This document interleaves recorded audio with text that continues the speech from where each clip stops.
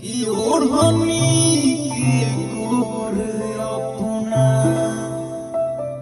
चबावेलू दांत से पागल कदी हले बारू पहिल के मुलाकात से ओढ़नी के गोर अपना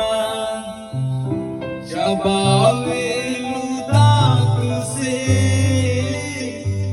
पागल कदी हले बारू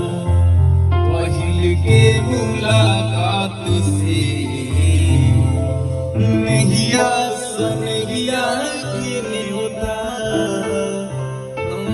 नहिया सनहिया के होता देखे हमके नेवतले बारो अखिया